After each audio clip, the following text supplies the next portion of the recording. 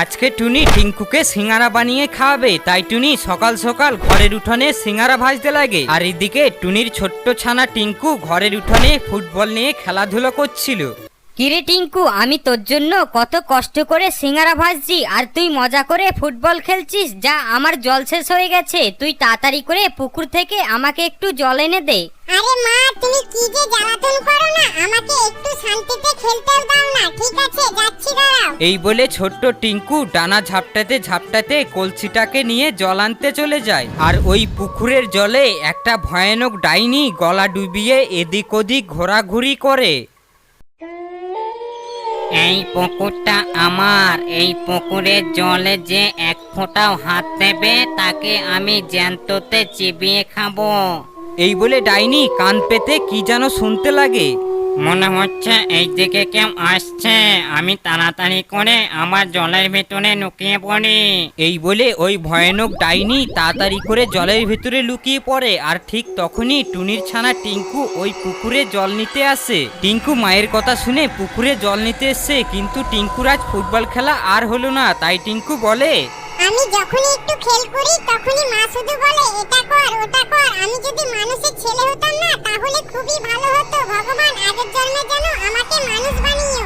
এই কথা বলতে বলতে টিঙ্কু চারিপাশটা ভালো করে দেখে আর দেখে বলে, একি মা যে পুকুরে জল আনতে বলেছিল এটা তো সেই পুকুর নয়। এখন আমি কি করব? যাই হোক, এই পুকুর থেকেই জল নিয়ে চলে যাই।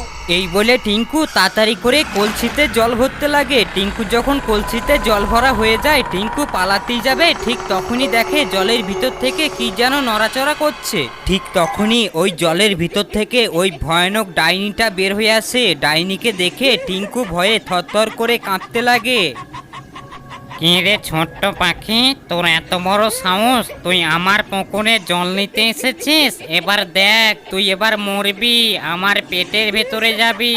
ডাইনির এই কথা শুনে টিঙ্কু খুবই ভয় পেয়ে যায়। তাই টিঙ্কু ডাইনির হাত থেকে বাঁচার জন্য ডাইনিকে বলে, ডাইনি, আমি সত্যি বলছি, আমি জানতাম না এটা তোমার পুকুর, তাই তো আমি জল নিতে এসেছি। ঠিক আছে, আমি ভুল যখন করেছি তুমি আমাকে খেয়ে নিও। কিন্তু আমার মা বাড়িতে অনেক সিঙ্গারা ভেজেছে আমার জন্য, আমি এই সিঙ্গারাগুলো খেয়ে আসি, তারপর তুমি আমাকে খেয়ে নিও।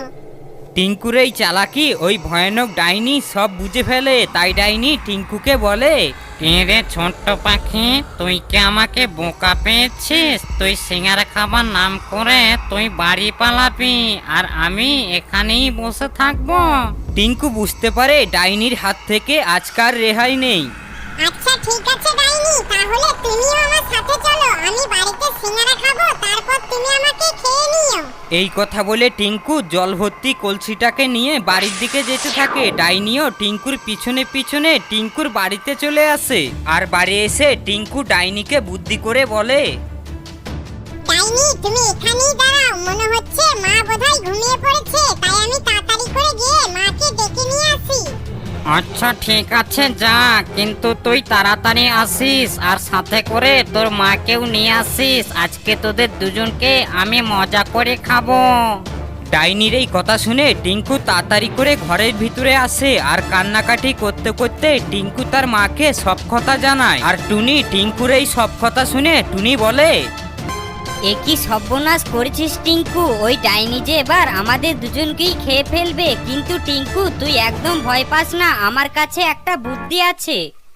এই কথা বলে টুনি বুদ্ধি করে কিছু লঙ্কার গুঁড়ো ওই সিঙ্গারার মধ্যে ভালো করে মিশিয়ে দেয়। আর ওই সিঙ্গারাগুলো নিয়ে টুনি ডাইনির কাছে যায়। আর ডাইনি টুনির ওই সিঙ্গারার গন্ধগুলো শুঙে বলে, সিঙ্গারাগুলোর ভেতর থেকে কত ভালো গন্ধ বের হচ্ছে। আগে সিঙ্গারাগুলো খাই, তারপর তোদের দুজনকে খাবো। এই বলে ডাইনি তাড়াতাড়ি করে ওই সিঙ্গারাগুলো সব খেয়ে ফেলে। আর সাথে সাথে ডাইনির প্রচণ্ড ঝাল লেগে যায়। আর ডাইনি সিঙ্গারার ঝালে এদিক ওদিক ছোটাছুটি করতে লাগে আর ওখান থেকে পালিয়ে যায়।